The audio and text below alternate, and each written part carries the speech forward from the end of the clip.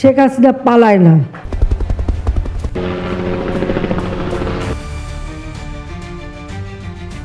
Interim government আমরা form করব। 2024 জুলাইয়ে কোটা আন্দোলন একসময় রূপ নেয় বৈষম্য বিরোধী ছাত্র আন্দোলনে। তৎকালীন সরকার এটিকে রাজনৈতিকভাবে মোকাবেলা করতে পুরোপুরি ব্যর্থ হয়। সরকার পুলিশ তথা আইনশৃঙ্খলা বাহিনী দিয়ে আন্দোলনকারী শিক্ষার্থীদের দমন করতে চেয়েছিল, যা পরবর্তীতে ভয়াবহ রূপ ধারণ করে। আন্দোলন হয়ে ওঠে সহিংস, নৃশংস, মারা যান বহু মানুষ। শিক্ষার্থীরা 9 দফা দাবি তুলে ধরেন, যা পরবর্তীতে রূপ নেয় সরকার পতনের 1 দফায়। ছাত্র নাগরিকদের জীবনের নিরাপত্তা দিতে পারে না, আমরা সেই সরকার চাই না। পরিস্থিতি সামলাতে দেশ জুড়ে সেনা মোতায়েনে বাধ্য হয় সরকার, কিন্তু শেষ রক্ষা হয়নি। 5 আগস্ট তৎকালীন প্রধানমন্ত্রী শেখ হাসিনা দেশ ছাড়তে বাধ্য হন। পরে জানা যায় তিনি ভারতে চলে গেছেন। 5 আগস্ট দিনটি সেনাবাহিনীর জন্য ছিল বিশেষ গুরুত্ববহ। তাদের সিদ্ধান্তের ওপর নির্ভর করছিল গোটা দেশের কার্যক্রম।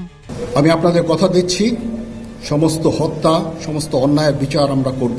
জীবন অবাক না করলে কে করবে? 28% মিল্ক ফ্যাটের অবাক করার সাথে ফ্রেশ মিল্ক পাউডার। জীবন অবাক করুক প্রতিদিন। 5 আগস্ট হঠাৎই ইন্টারনেট সেবা বন্ধ করে দেওয়া হয়। এতে তখনকার উত্তপ্ত পরিস্থিতি নিয়ে স্পষ্ট কোনো খবর পাওয়া যাচ্ছিল না।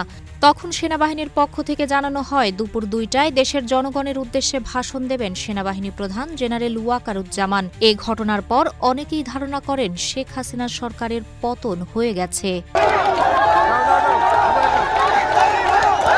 ঘোষণা অনুযায়ী দুপুর 2টায় সেনাবাহিনী প্রধান ভাষণ দেন। ততক্ষণে শেখ হাসিনার দেশ ছাড়ার ও পদত্যাগের খবর গণমাধ্যমগুলোতে আসতে শুরু করে। সেনানিবাসে বিভিন্ন রাজনৈতিক দলের নেতাদের আমন্ত্রণ জানান সেনাপ্রধান। এতে অংশ নেন বিএনপি মহাসচিব, জামায়াতের আমির সহ বিভিন্ন রাজনৈতিক দলের নেতারা।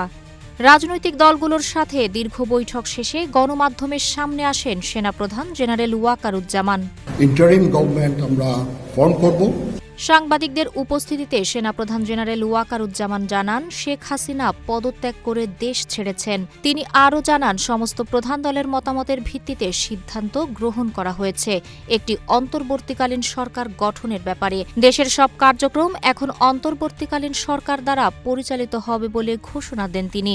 এরপর বিকেল 5টার পর থেকেই রাষ্ট্রপতির সাথে বৈঠকের জন্য বঙ্গভবনে আসতে শুরু করেন বিভিন্ন রাজনৈতিক দলের শীর্ষ নেতাকর্মীরা। তাহের আক্তার, রূপালী বাংলাদেশ।